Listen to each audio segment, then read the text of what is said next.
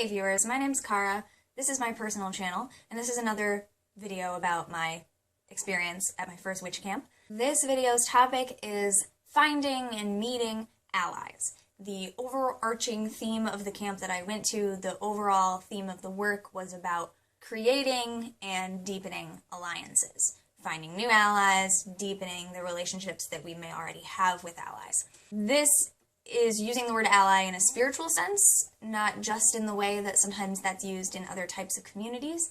I know that in other communities right now, some people prefer other terms to the term ally, for example, but this is in relation to spirituality and like guides and allies and friends along the path, stuff like that. So this could be people, this could be deities, this could be animal spirits, this could be people spirits, this could be so many different things. Could end up being, this could be nature things. I won't even say spirits because it could be physical things, it could be the energy, it could be a number of things. This is not a how-to video about how to find your allies. If that is what you were expecting, I apologize for being unclear. That is not what I'm going to do, nor do I feel that I'm qualified to tell you how to do it. But I will talk a little bit about how it's been coming up for me, okay?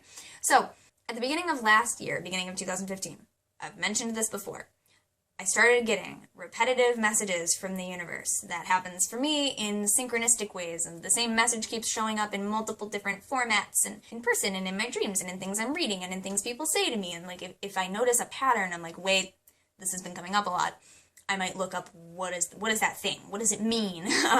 What is this message? Or I might just straight up ask it, like, what are you saying to me? And then I receive that in a thought that I otherwise would not have had myself, or in a dream, or any number of ways, or I might open a book and the next paragraph is about exactly what I was asking about and it's incredible, or you might draw a tarot card or an oracle card. There are many, many, many, many, many ways to receive messages.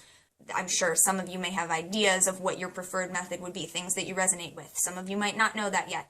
But all I can really say, my biggest advice there, is listen. Especially if you've asked for a message, listen, and just try to recognize, like, okay, this is the message, and don't be like me and wait until the 17th repetition because the universe will smack you upside the head, you know, with the answer. Cara, this is your answer. Listen, pick up your phone, answer the door, kind of thing. So that, pay attention to those things, listen, figure out how it fits into your path. So beginning of last year, I started repetitively seeing the same animals, getting the same themes in dreams, seeing the same word or hearing the same word said to me in multiple different ways. And so in a lot of ways, those things become allies on my path. They've become guiding forces. Some of those are animals. So I looked up, what does this animal mean? What is this animal's medicine traditionally in shamanism, in witchcraft, in whatever? What does this mean to different people? What are the overlaps? What is resonating with me?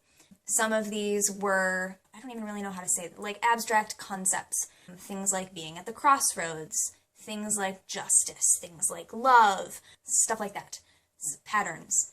And then at camp, the way that this came up, one big way that it came up is that we had affinity groups, which were chosen by the teachers all listing several different animal totem or animal ally names, and just having us listen to those and think, okay, is there one that we resonate with? And I was listening to this list and I was like, no, not really, like nothing is really popping out to me. And then I thought, oh, that one, I kind of have a resonance with that one, so I guess if there's nothing else, that'll be the, and then bam, the last one was like, that's it, that's my thing, right?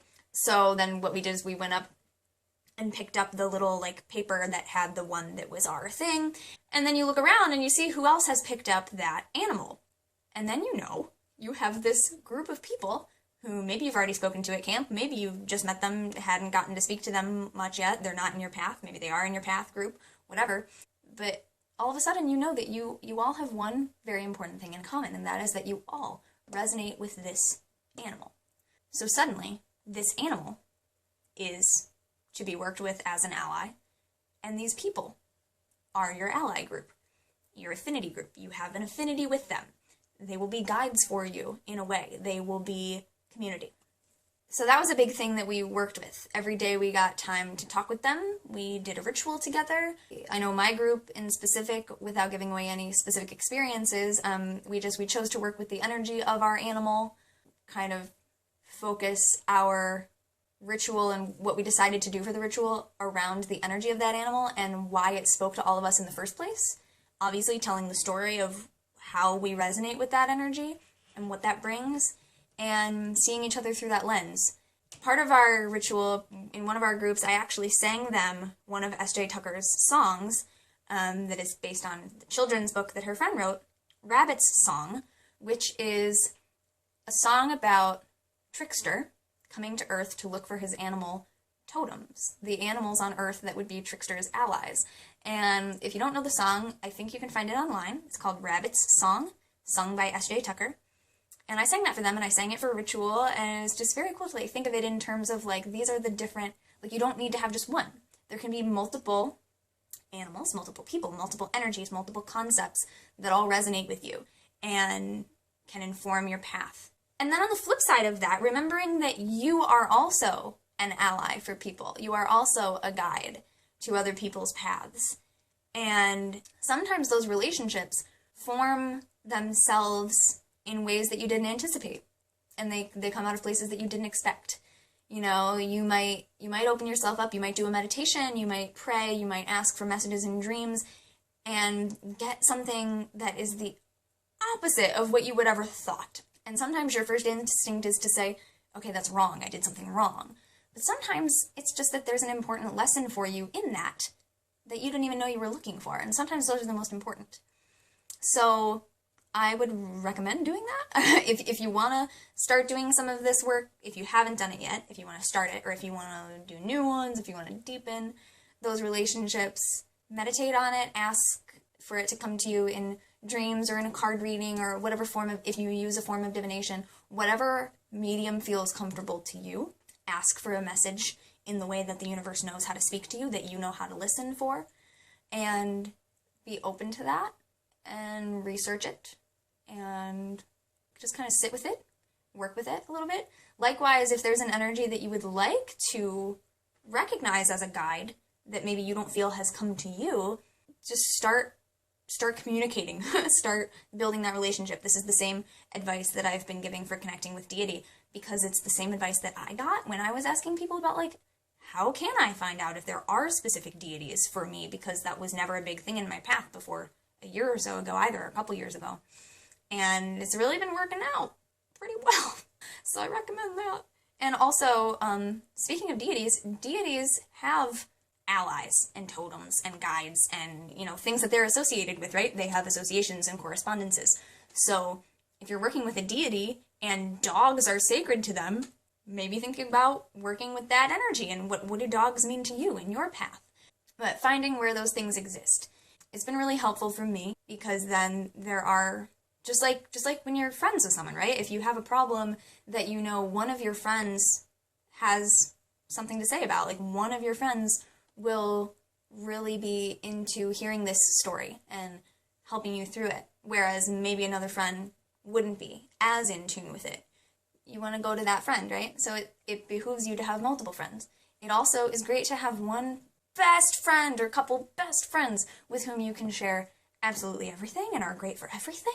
So you might end up with allies or guides that are that for you. That would be great.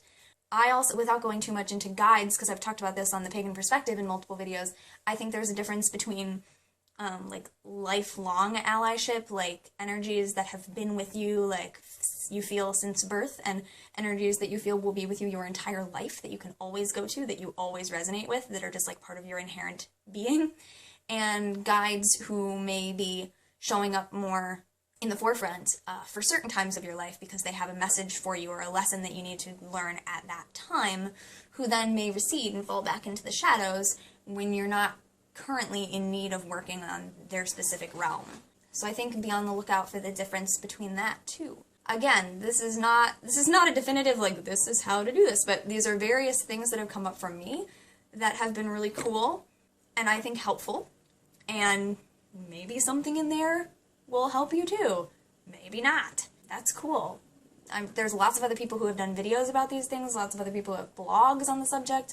So I just encourage you to explore anything that's interesting you, listen to the messages that are coming through, try to develop those relationships and answer those messages, and also be willing to say, no, I'm not ready to take that call right now. I see where you're coming from, or like, I hear you and I'll get to you, but you don't have to do it right now if it's not your time. Just remember that. You have that power to decide. It is your path. So have fun, be safe, take care of yourself, and I don't really know if there's anything else specific that I can say. I only have one other little mini video to make that'll end this little mini series, and the last one's just going to be more about kind of the overarching theme of camp and just that work and how that has affected me since I've come home.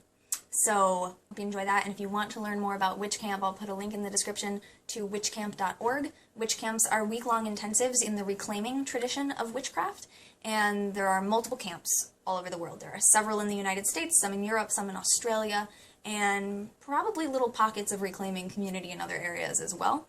But it's not just one camp, so if you want to learn more about reclaiming as a tradition and the fairy tradition that it came from, some of the main people who kind of started it, such as Starhawk, other authors you may know, Diane Baker, Anne Hill, Hilary Valentine, look up those as well. Witchcamp.org will pretty much lead you in the right direction. So, and until next time, don't forget to be awesome, blessed be, and goodbye.